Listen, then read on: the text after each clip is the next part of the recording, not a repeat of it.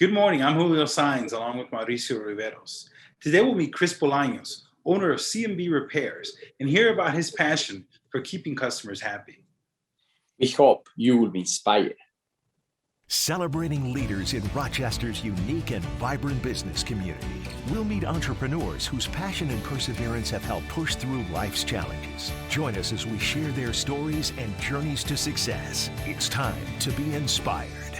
Chris, thank you very much to Be Inspired, a show that we developed to interview interesting people like you, entrepreneurs, business owners, people who are running different type of organizations. And every time that we have the honor of a business owner, even the small, medium, large size organizations, we always learn so much, and we learn, and the idea is to share those experiences and learn. So tell us a little bit, who is Chris Bolanos? Wow. Well, first of all, I would like to thank you, Mauricio and Julio, for the great opportunity that you both have given me to be here today, and just tell you a little bit about my personal and professional life.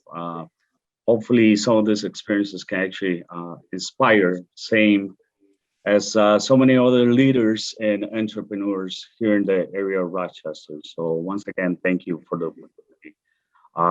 That being said, I guess, if you ask me who I am, I would have to go back and first of all, thank my parents. I have to thank my mom, such a wonderful woman, very hardworking, working all kinds of hours back in the day when I was a youngster, working in the cattle, coffee farms, back in Costa Rica.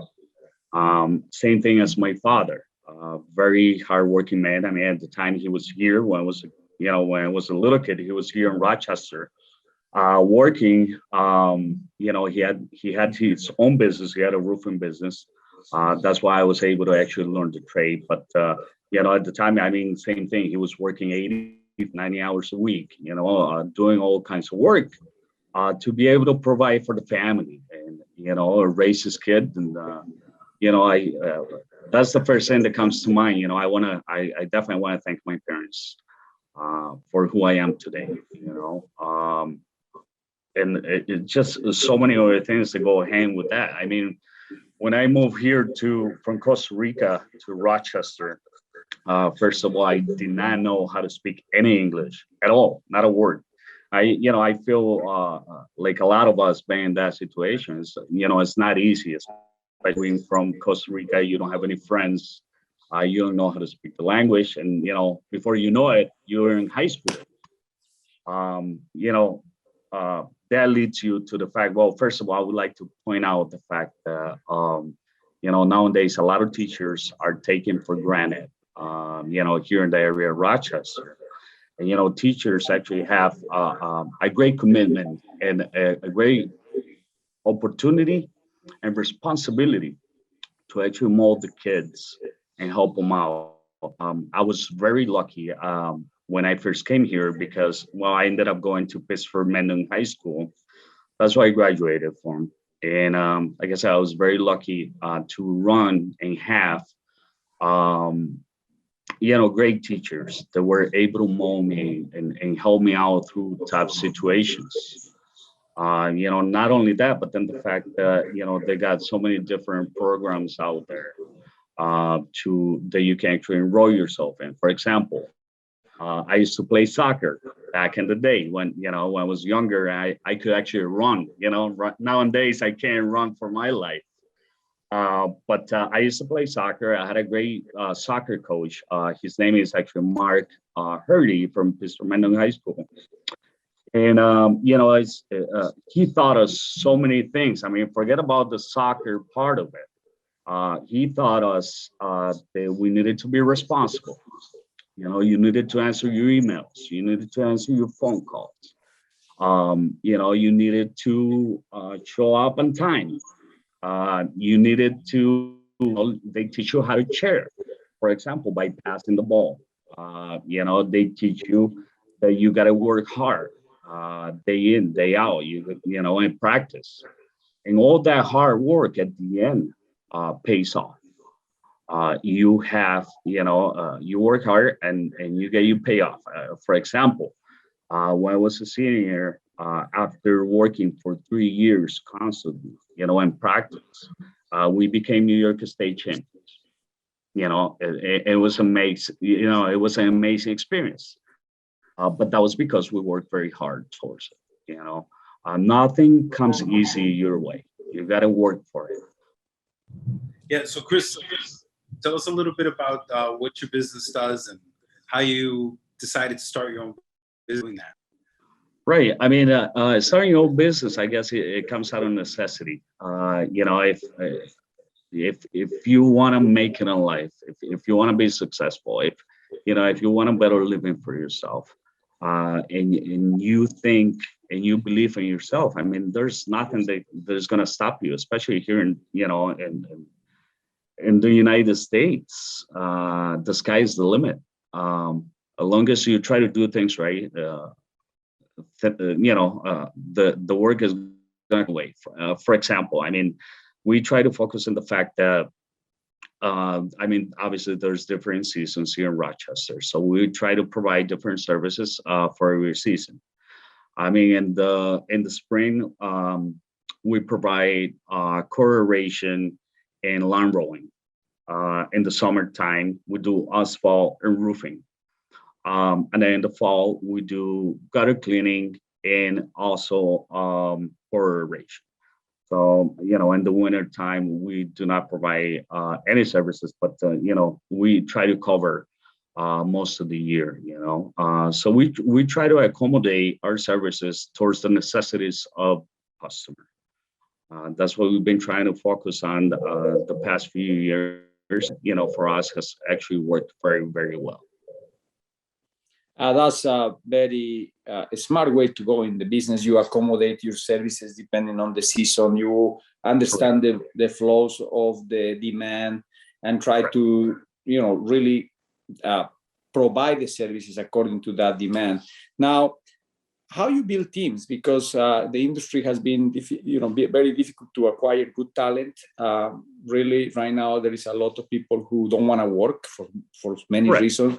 So how that and how your company is dealing with the manpower shortage that is happening currently. Right. I mean, you can never prepare yourself enough for a situation like the one that we've been through the last, I would say, almost 2 years now. You can never prepare yourself enough. But thankfully, I mean, the manpower that we had it over the years. The people that work with us, I mean, they're amazing people. They're very responsible. They show up to work every single day. It's a completely drug-free environment. And they take care of the business. They do the work. If they were the owners, not only because there's a necessity of work, but because they feel like they're part of a family. We try to go that way towards our employees.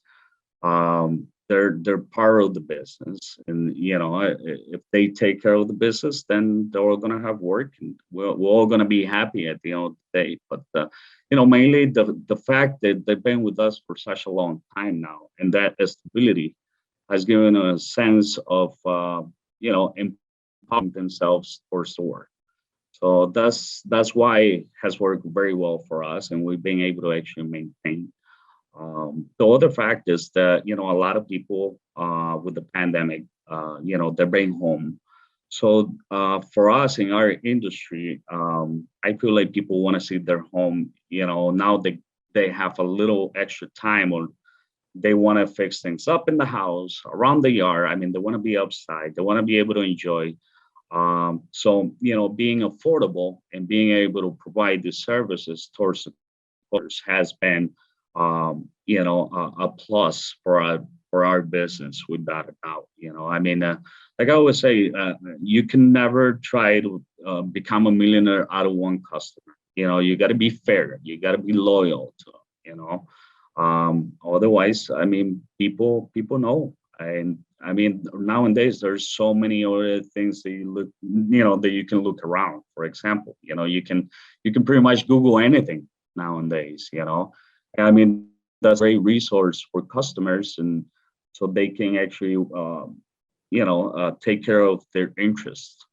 And that's a good thing if you're doing business right.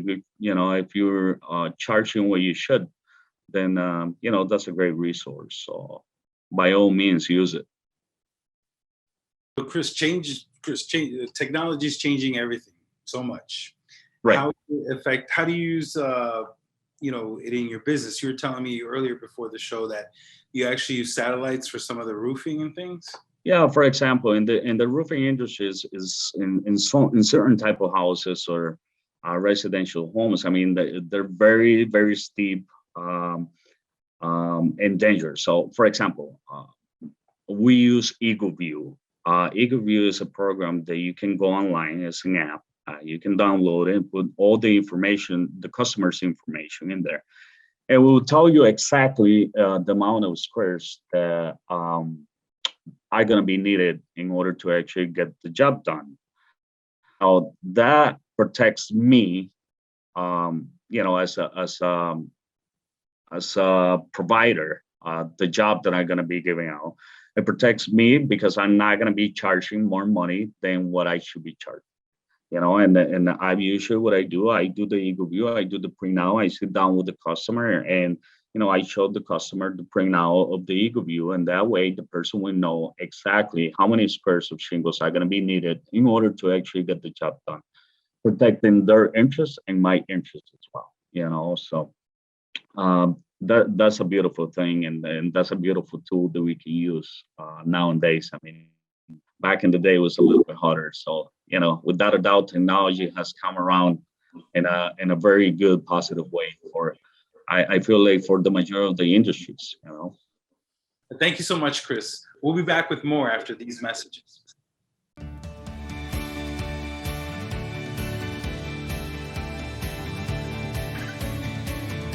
Technology is changing, and it's a very fast evolution.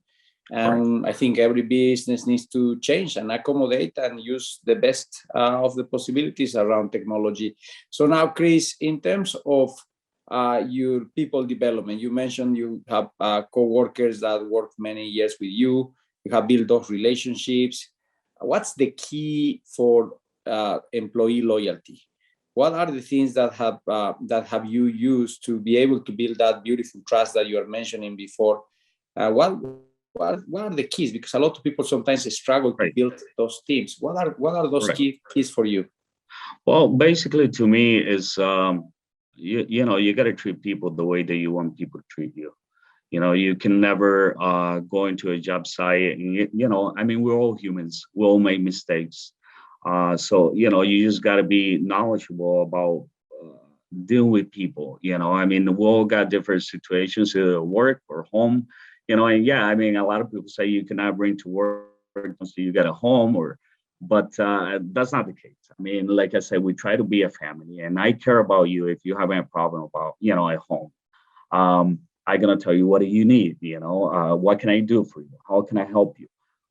So those are little things, little details that at the end of the day certainly makes a difference. I mean, I remember when I used to work for people when I first started.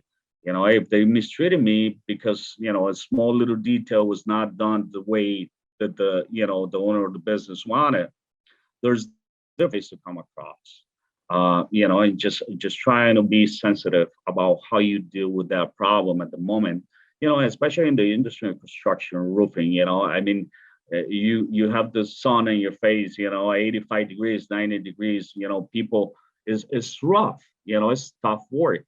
And, since I did it right from the beginning, I mean, I used to pick up garbage in the beginning when I first started. And I know it's rough, it's tough.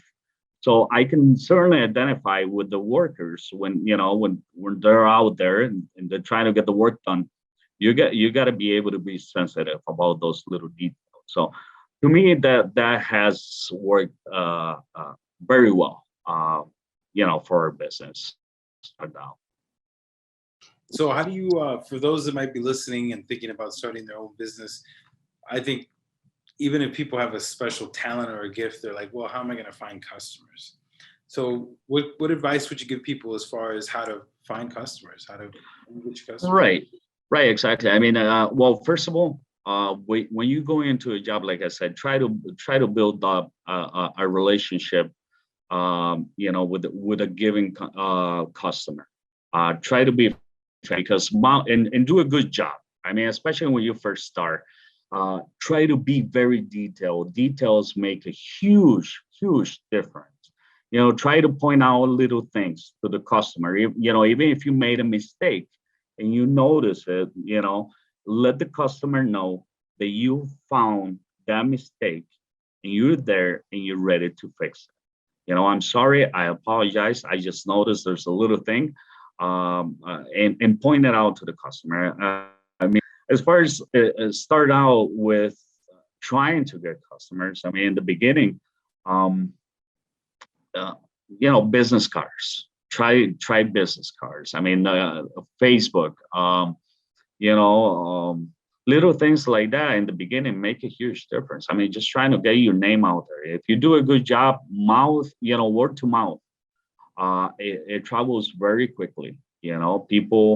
People talk, and if you do a good job for a customer and they're happy, believe me, they're gonna let the neighbor know, and the neighbor and the neighbor.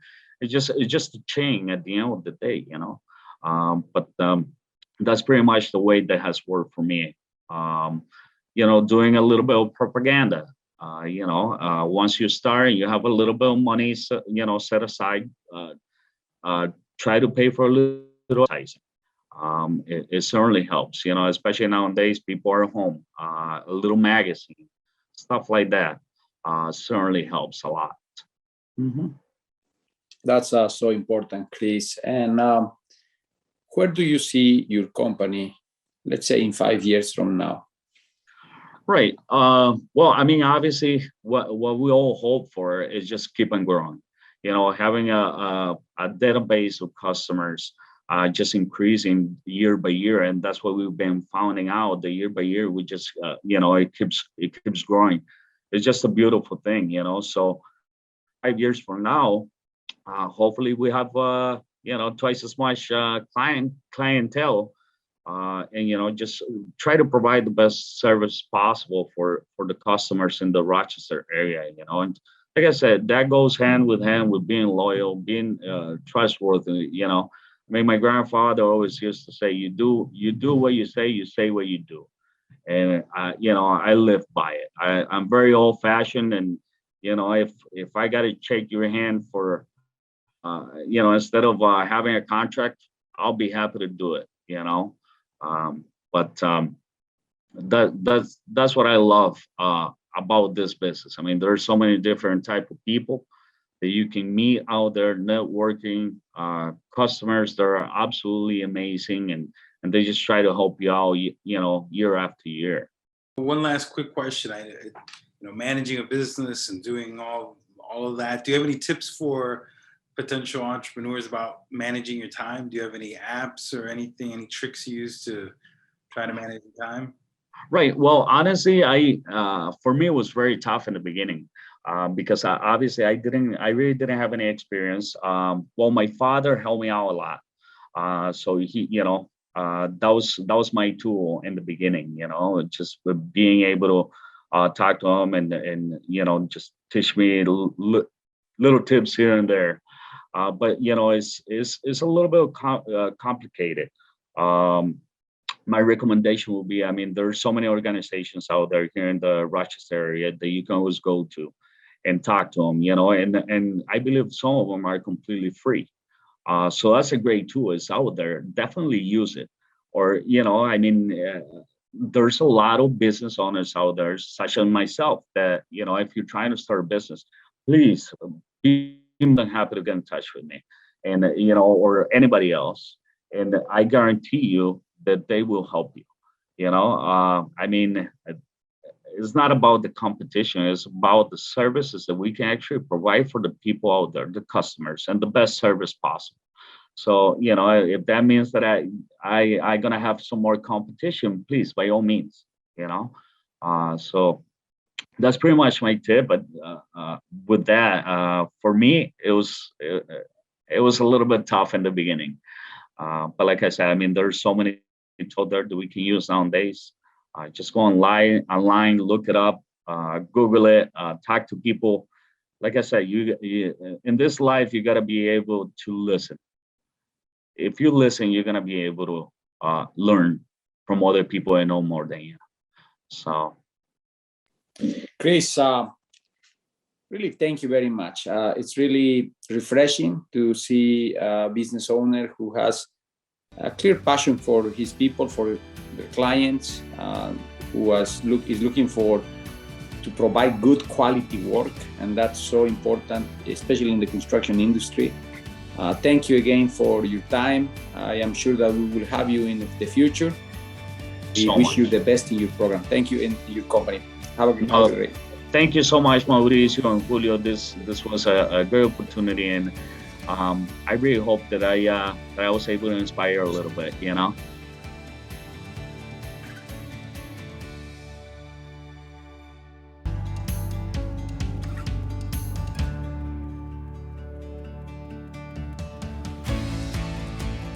Coming up next week on Be Inspired, we'll meet Connie Marple and Sylvia Johnson, two of the new owners of Women of Color New York, a unique new business that combines beauty, fashion, and wellness.